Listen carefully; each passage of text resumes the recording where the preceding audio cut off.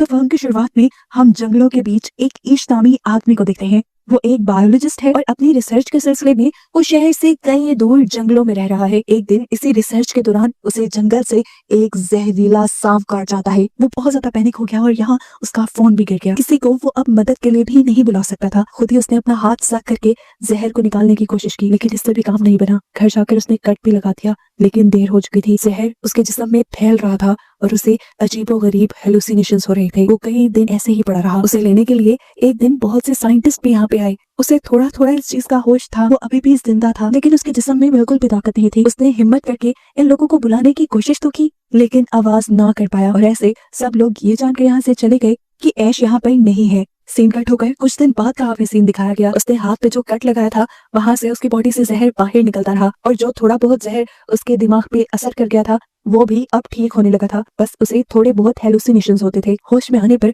उसने फौरन शहर के हॉस्पिटल जाने का फैसला किया, अपनी गाड़ी साफ की और शहर की तरफ निकल गया। लेकिन एक अजीब चीज जो वो नोटिस कर रहा था, सड़कों पर कोई गाड़ी नहीं थी। और जब वो शहर पर पहुंचा तो वहाँ कोई इंसान जिंदा नजर नहीं आया उसे। सभी बिल्डिंग्स खाली पड़ी थी। ये देखकर वो पैनिक हो गया। यहाँ पर एक पेंडेमिक यानी एक वबा फैली थी। ये वबा इतनी खतरनाक थी कि इसने चंद ही दिनों में सारी की सारी आबादी को मार डाला। इश्क क्योंकि एक बायोलॉजिस्ट था, वो समझ गया कि काफी दिन वो आबादी से दूर रहा, इसीलिए इस बीमारी ने उसके ऊपर हमला नहीं किया और वो सरवाइव कर गया। जाहिर सी बात है, आबादी खत्म हो गई है तो ना कोई हुकूमत रही है और ना ही यहाँ कोई भी किसी भी चीज का मालिक रहा है। इश्क को यहाँ फौरन अपने पेरेंट्स का ख्याल आया। तेजी से वो गाड़ी घुमाते हुए जब घर गया तो उसने देखा कि उसके पेरेंट्स कई दिनों से मरे हुए थे और उनकी बॉडीज की हालत भी बहुत ज्यादा खराब थी। वो बहुत रोया, लेकिन फिर उसने हिम्मत पकड़ी और अपने ही घर के बाहर उसने कब्र खोदकर उनकी बॉडीज को दफन कर दिया। सुबह उठकर भी उसने पूरा शहर देखा, कोई और सर्वाइवर जिंदा नहीं था। ये बात सोचते ही उसने फैसला किया कि वो एक दूसरे शहर जाएगा। उसने लॉस वेगस जाने का डिसाइड किया। कुछ जरूरत का सामान और गन लेते हुए वो निकल गया, लेकिन ब्रिज जो लॉस वेगस की तरफ जाता था वो भी सील था। उसे बहुत गुस्सा आया और लंबा रास्ता लेकर जैसे ही वो लॉस वेगस पहुंचा तो देखा कि यहाँ पे भी सभी लोग मारे गए। मॉल्स, बड़े बड़े होटल्स, कैसीनोज सब खाली थे। थक हार कर वो एक होटल में चला जाता है, वहाँ रात गुजारता है और महंगी चीजें एंजॉय करता है, क्योंकि अब ये सब कुछ उसके लिए फ्री था। वो अपनी उम्मीद खो चुका था कि उसे कोई मिलेगा, लेकिन लकीली अगले ही रात उसे दो लोग मिले। ये दोनों ही सरवाइव कर गए थे उस बीमारी से। लड़की ने अपनी दुखिया कहानी बताई कि उसने अपनी फैमिली को वीडियो कॉल पे मरते देखा है और अब उसे जीने की कोई उम्मीद नहीं, जबकि ये आदमी भी मरना ही चाहता था, क्योंकि ऐसी अकेली दुनिया में वो सरवाइव नहीं कर सकता था। आज रात के लिए ये लोग भी इश्क के साथ स्टे करते हैं, लेकिन सुबह होने पर इन लोगों के इरादे इश्क को खतरनाक लगे। उस आदमी के पास एक गन थी और वो तीनों को मारने का इरादा रखता था ताकि तीनों की मौत आसान हो जाए, लेकिन इश्क को जीना था, इसलिए वो उठकर वहां से बाहर निकल गया और पीछे उसे गोलियां चलने की आवाजें सुनाई थी, यानी उन दोनों ने अपनी जान ले ली थी। इस हादसे ने उसे और भी ज्यादा तोड़ दिया था।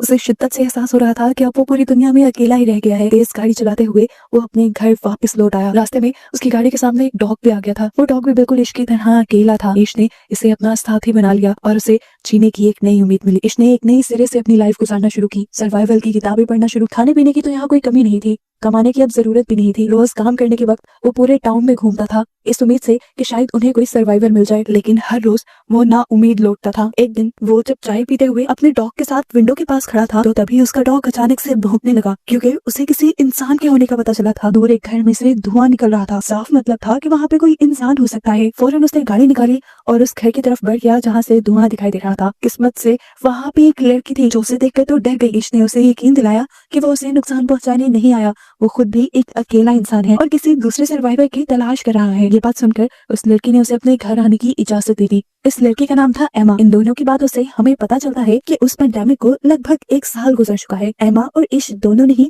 इस पूरे एक साल में उन दोनों के अलावा किसी दूसरे सर्वाइवर को नहीं देखा। ये दोनों खुश थे कि उन्हें एक दूसरे का साथ मिल गया, नहीं तो अकेले जिंदगी गुजारना बहुत ज्यादा मुश्किल हो रही थी। ये लोग डिप्रेशन में जा रहे थे, क्योंकि इंसान सोसाइटी में रहने का आदी है। अकेले रहकर उनकी दिमागी हालत काफी हद तक खराब हो चुकी थी। इन दोनों ने फैसला किया कि ये दोनों एक साथ इश्क के घर पे रहेंगे, क्योंकि इश्क के घर के बहुत पास जनरल स्टोर भी था जहाँ पर खाने की सप्लाईज थी और इश्क ने वैसे भी अपने घर पे बहुत सारी चीजें स्टोर भी की हुई थी जिनसे इनका जीना आसान हो सकता था। एमा भी इश्क के घर आ जाती है। यहाँ पर जब ये दोनों एक साथ रहना शुरू करते हैं तो इनकी जिंदगी पहले से काफी बेहतर हो चुकी थी। एमा इश्क का काफी सारे कामों में साथ देती है, वो इश्क का हुलिया ठीक करती है और साथ ही साथ ये लोग इश्क के घर की रेनोवेशन भी स्टार्ट कर देते हैं, क्योंकि इश्क ने इस पूरे एक साल में अपने घर पर ध्यान नहीं दिया था। एक साथ काम करने के लिए ये रोज सुबह उठते और अपना टारगेट पूरा करते। ये दोनों ये भी समझते थे कि अगर दुनिया में सिर्फ ये दो ही लोग बचे हैं तो अब इन्हें आबादी भी बढ़ानी चाहिए। पहले तो ये दोनों का फैसला था। लेकिन ईश को जब पता चला कि एमा प्रेग्नेंट हो गई है तब वो बहुत ज्यादा डर गया। उसे डर था कि क्या उसके बच्चे इस अजीब सी दुनिया में सर्वाइव कर पाएंगे। एमा उसे हौसला देती है कि सब बेहतर हो जाएगा। ईश जो कि एक बायोलॉजिस्ट था वो बुक से पढ़कर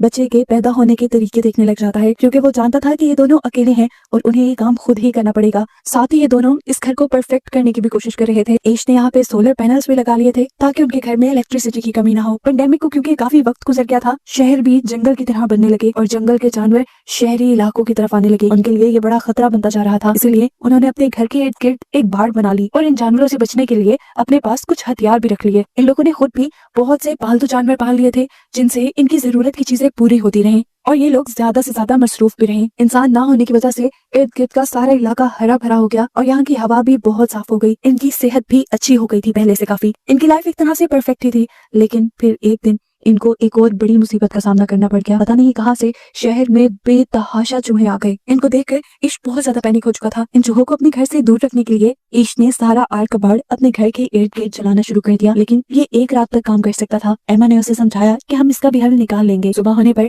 ईश घर से बाहर गया और आसपास से बहुत सारी बिल्लियों को लाकर उसने यहाँ पर छोड़ दिया। बिल्लियों ने ये चूहे खाना शुरू कर दिए और आखिर ये लोग इस प्रॉब्लम से भी निकल गए। फाइनली अब वो दिन भी आ गया था जब एमा को अपने बच्चे को जन्म देना था। ये सारा काम ईश खुद हैंडल करता है और हमें दिखाया जाता है कि इन लोगों के पास एक बहुत ही प्यारी बेटी पैदा हुई थी, जिसे देखकर ये लोग बहुत ज्यादा खुश थे। जीने की एक नई उम्मीद जो मिल गई थी इन्हें। इसके बाद ये लोग अब सड़कों पर जाकर अपने घर का एड्रेस लिखाते हैं इस उम्मीद में कि अगर कोई सर्वाइवर यहाँ तक आए तो वो उनके घर पहुंच जाए खाना और पानी के लिए। देखते ही देखते 6 साल और गुजर गए। ईश किसी काम के लिए जंगल की तरफ बढ़ रहा था कि अचानक उसकी कार के सामने एक जंगली जानवर आ गया। डरकर ईश बाहर निकला तो उसने जानवर को देखा। वो अभी जिंदा था, दर्द में तड़प रहा था, इसलिए ईश ने उसकी मुश्किल आसान की और उसे शूट करके मार डाला। ये सब दूर खड़ी एक लड़की देख रही थी। गन की आवाज सुनकर वो घबराकर जंगल के अंदर भागने लगी। ईश ने भी उसे भागता देख लिया और वो फौरन उसके पीछे भागा उसे पकड़ने के लिए। इस लड़की को लग रहा था कि ईश उसे नुकसान पहुंचाएगा, लेकिन ईश ऐसा नहीं था। वो लोग तो खुद सर्वाइवर्स को ढूंढ रहे थे। वो जब इस भूखी लड़की को एक सेब खाने को देता है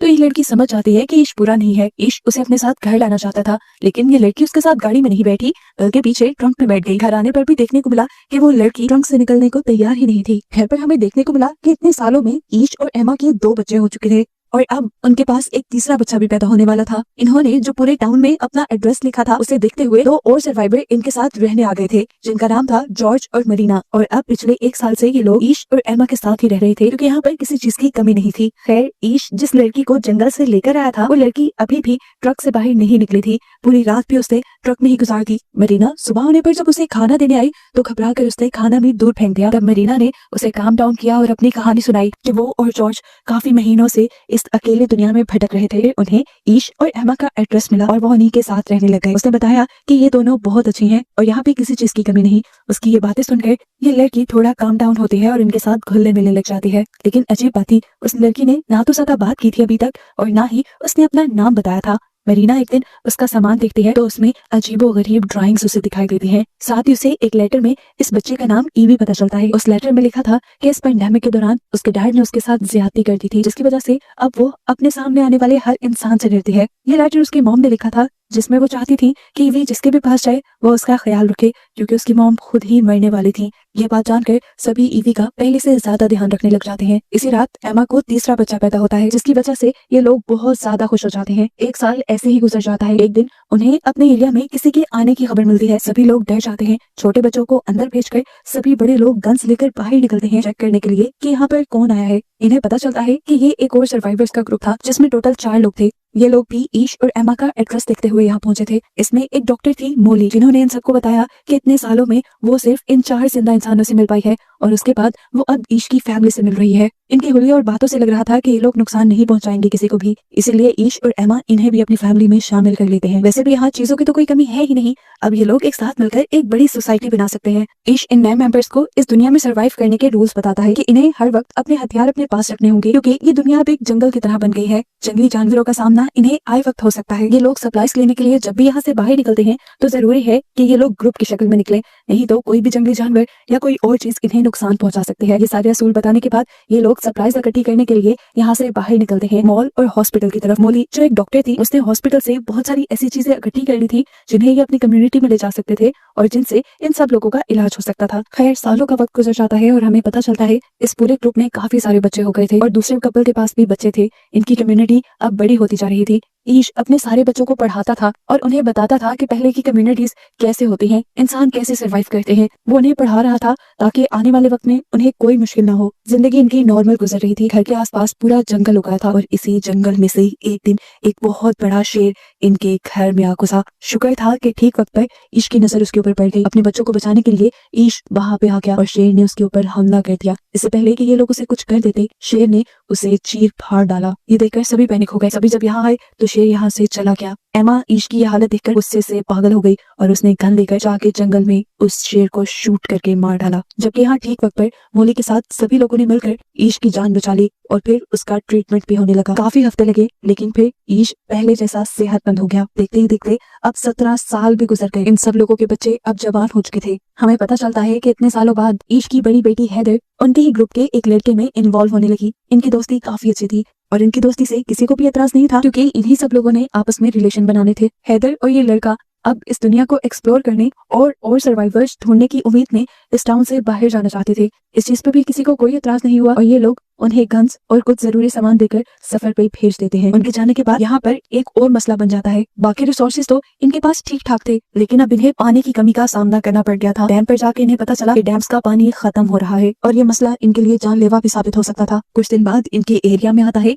एक और सर्वाइवर्स का ग्रुप जिनके पास 2 ट्रक थे। उनके पास पेट्रोल की कमी थी जो वो ईश से मांगने के लिए आए थे। इसके बदले वो उनसे कहते हैं कि हम आप लोगों की पानी वाली प्रॉब्लम को सॉल्व कर सकते हैं क्योंकि हमारे पास ड्रिल मशीन है और जमीन के नीचे से ड्रिल करके अभी भी पानी निकाला जा सकता है। ईश को ये ऑफर बुरी नहीं लगी थी। उसने अपनी कम्युनिटी में इन लोगों को रख तो लिया लेकिन अपने सभी लोगों को वार्निंग दे दी कि संभल के रहना, हो सकता है कि ये सर्वाइवर्स खतरनाक हों। दिखाया जाता है कि अब इन लोगों ने अपनी डील के मुताबिक ईश के घर पे ड्रिलिंग शुरू कर दी थी। कई दिनों की मेहनत के बाद आखिर पानी निकल भी गया और ये लोग बहुत ज्यादा खुश हुए।